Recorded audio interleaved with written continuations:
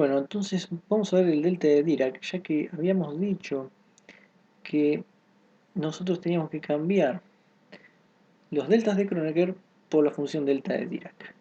Entonces, el delta de Kronecker ya lo teníamos, era el delta IJ, que sabíamos que por un lado daba 1 o por otro lado 0. Entonces, daba 1 para I igual a J y 0 para I distinto de J. Pero también se puede definir de otra forma. Si consideramos que tenemos un vector fi en principio espacio de dimensión finita, entonces lo que podemos ver, no puede ver, que el delta de Kronecker satisface lo siguiente. Si nosotros sumamos delta y j entre todos los j multiplicado por fj, esto nos va a dar fi. Y esto es porque el único término que va a dar, que no va a dar 0 y va a dar 1, va a ser cuando j se iguala a i. Eso va a ser cuando j se iguala a i, o sea, fi, así que 1 por fi. Y termina quedando fi. Entonces, esto es otra forma de ver el delta de, perdón, el Kronecker. Y para la generalización lo que vamos a tratar de hacer es definir una función, en realidad no va a ser una función, pero algo que tenga las mismas propiedades que esto, pero con las integrales. Entonces, vamos a tener una identidad,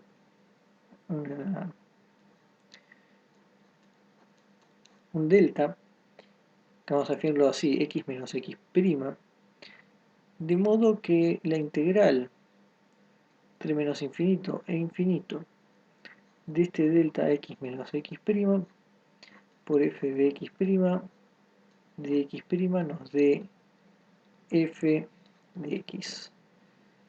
Entonces, esto tiene que hacer lo mismo que hace el delta de Kronecker, que es filtrar, o sea, deshacerse de todo lo que no sea i igual a j. Si i no es igual a j, todo eso vale 0, así que se lo deshizo y queda solo fi. Esto tiene que hacer exactamente lo mismo, pero en un continuo, y deshacerse de todos los x' que no sean igual a x. Cuando tenemos x, podemos decir que va a ser 0 cuando x sea distinto a x', parecido a lo que pasaba cuando y es distinto de j, pero cuando x es igual a x' va a ser infinito.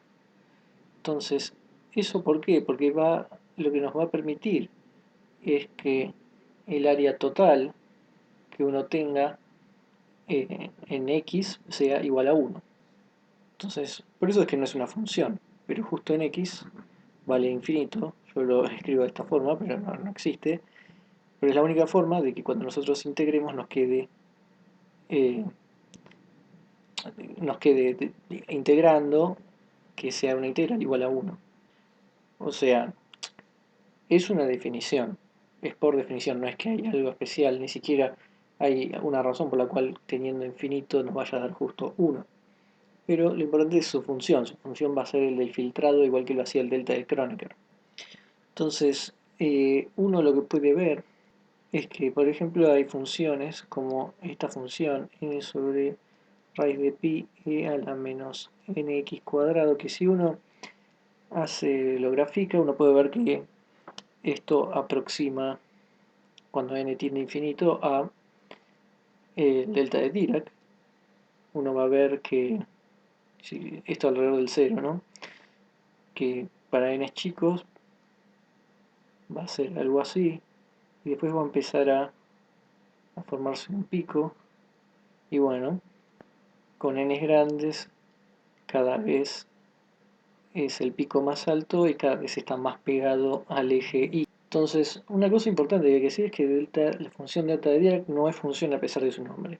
Es lo que se llama una distribución, que generaliza el concepto de función y permite manipular este, este tipo de expresiones, ¿no? Pero claramente no es una función por todo esto que vimos. La función real que tiene el delta de Dirac es la de poder filtrar de la misma forma que lo hacía el delta de Kronecker. Por eso el delta de Dirac es tan importante.